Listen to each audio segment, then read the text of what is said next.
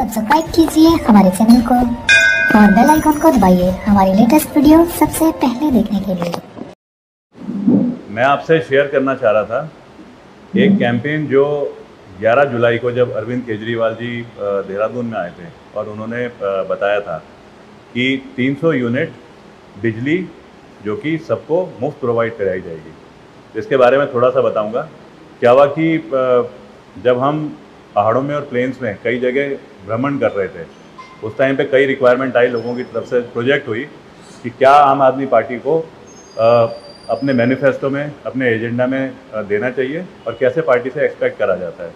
तो उसमें कई महिलाओं का, कईयों का पॉइंट यह आया था कि जिस प्रकार से दिल्ली में 200 यूनिट फ्री बिजली आम आदमी पार्टी पूरी जनता को देती है, उस प्रकार यहाँ पे भी ये प्रोविज़न को रखना चाहिए। तो काफ़ी डिस्कशन के बाद में 11 जुलाई को ये डिक्लेयर करा गया था कि फ्री बिजली 300 यूनिट आम आदमी पार्टी हर महीने देगी, जिसमें कि 4 एस्पेक्ट बोले गए थे। एक तो बिजली 300 यूनिट होगी हर महीने, दूसरा होगा कि पुराने अगर किसी के बिल हैं जो कि पेंडिंग हैं, क्योंकि कई बार क्या होता है कुछ ऑफिशियल डॉक्यूमेंटेशन प्रोसेस में एरर हो जाती है और बिल बहुत ज़्यादा हो जाते हैं, वो बिल क्लियर करे जाएंगे। तीसरा था 24 घंटे अनइंटरप्टेड बिजली देने की कोशिश करी जाएगी। और चौथा पॉइंट था कि किसानों को, जैसे कई जगह जहाँ पे किसानों को इनकरेज करा जाता है, वहाँ पे उनके जो मशीन्स होती हैं, जैसे ट्यूबवेल हो गए या वहाँ पे उनकी कोई मशीन लगती है जिसमें कि ग्राइंडिंग होती है, जैसे ये अपना राशन की, ये अपना धान की, गेहूँ की, तो उसमें मुफ्त करी जाएगी बिजली।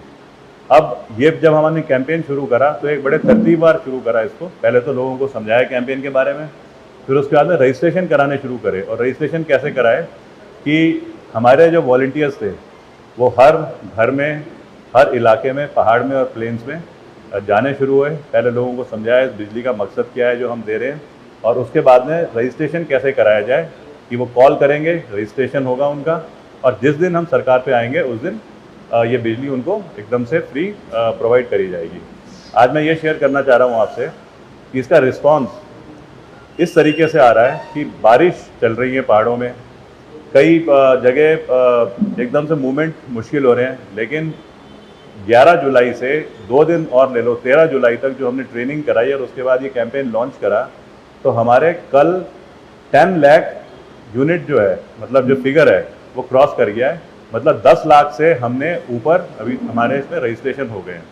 लोगों के रिस्पांस किस टाइप से आ रहे हैं, अब क्योंकि हम लोग लोगों को कॉल कर रहे हैं, हमारे जो सेंट्रलाइज्ड जो कॉलिंग हमने सेंटर्स बना रखे हैं, वहाँ से कॉल करके पूछ रहे हैं कि आप कोई और सुझाव देना चाहते हैं ये जो हम बिजली प्रोवाइड कर रहे हैं।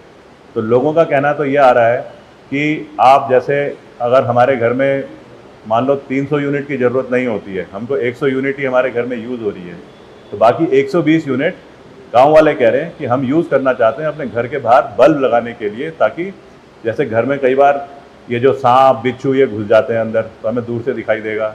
जैसे घर के बाहर अगर कोई बच्चा खेल रहा है या जानवर बंधा है और बाघ आकर के उस पर अटैक कर देता है, तो कहता है उस पर भी आपको एक सेफ्टी देने के लिए हमें बिजली को यूज़ करने का तरीका देखना है। अभी क्या हो रहा है कि जब कोई कैंपेन चलता है तो हम ये लेके चल रहे हैं कि एक कैंपेन पूरा करेंगे, अच्छे तरीके से समझाएंगे, फिर अगले कैंपेन में जाएंगे। कैंपेन मतलब हमारे जो एजेंडा होंगे। अब जैसे ही ये बिजली का कैंपेन शुरू हुआ तो हम लाजमी है, क्योंकि जो पॉलिटिकल पार्टीज़ यहाँ पे इस्टेब्लिश हैं उनको ये बड़ा एक चैलेंज लग रहा है कि ये तो होता हुआ एक सक्सेसफुल मॉडल है जो आम आदमी पार्टी समझा रही है, तो क्वेश्चन करे जा रहे हैं। बीजेपी भी क्वेश्चन कर रही है, कांग्रेस भी क्वेश्चन कर रही है। क्वेश्चन इस टाइप से हो रहे हैं कि कैसे दोगे तुम फ्री बिजली, या वो कह रहे हैं कि हम भी फ्री बिजली दे देंगे। कोई कह रहा है कि 100 यूनिट दे देंगे, कोई कह रहा है 200 यूनिट दे देंगे, फिर उसके बाद कह रहे हैं कि हम सोचेंगे इस बारे में। तो मैं ये बड़ा क्लियर मतलब इस फोरम से इस क्वेश्चन को उल्टा क्वेश्चन करना चाहता हूँ कि अगर वाकई में पॉलिटिक्स के अलावा आप लोगों को इच्छा है कि उत्तराखंड में तरक्की भी होनी चाहिए, तो कुछ इश्यूज़ पे ऐसा होना चाहिए कि हमें एक दूसरे को पॉलिटिकल इंटेंशन से तो ब्लेम करना चाहिए, पर अदरवाइज़ दूसरे से सीखने में कोई बुराई नहीं है। हमारे पास आज ये बिजली जो हम प्रोवाइड कर रहे हैं, इसका पूरा एक फुल प्रूफ मॉडल है। तो आप आइए, हम आपको चैलेंज करते हैं, आप बैठिए हमारे साथ, हम आपको ना सिखाएंगे कि कैसे आपके जो 5-6 महीने बचे हुए हैं गवर्नेंस के, उसमें भी आप ये काम कर सकते हैं।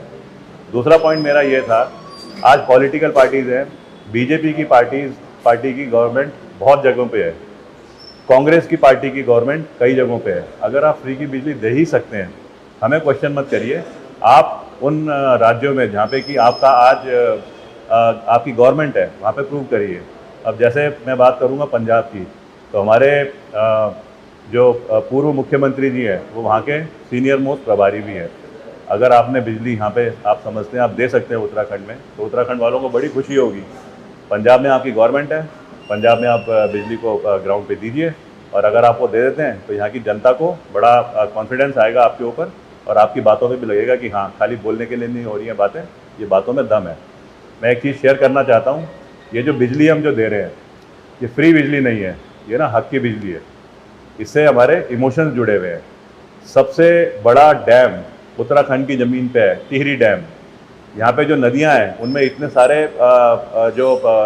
ये बांध बनाए गए हैं जिससे कि बिजली पैदा होती है। तरीका ऐसा हो गया है कि ये उत्तराखंड की ज़मीन में होने के बावजूद इन पे जो हक है वो उत्तर प्रदेश का है।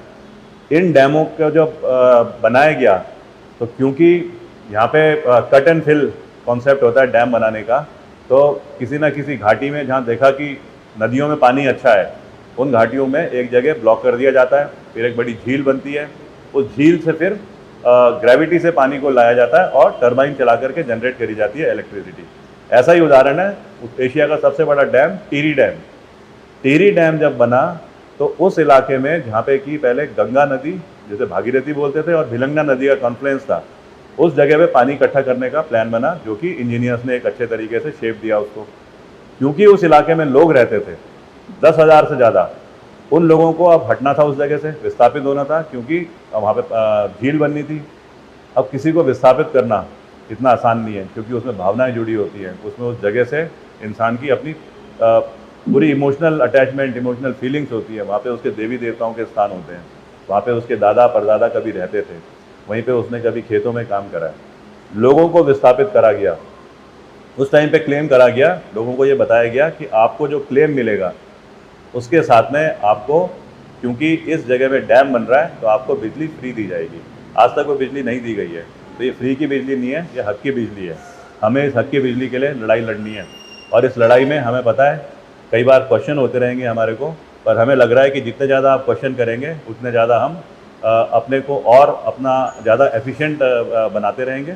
और साथ में इन चीज़ों के लिए ऐलान करते हैं हम कि चाहे कुछ भी हो जाए, जैसे हमने फौज में रहते हुए फ्रंट पे देश के लिए लड़ाई लड़ी है, इन हकों के लिए हम यहाँ पे पूरे जान लगा करके आखिरी दम तक लड़ाई लड़ेंगे। बहुत बहुत धन्यवाद। जय हिंद।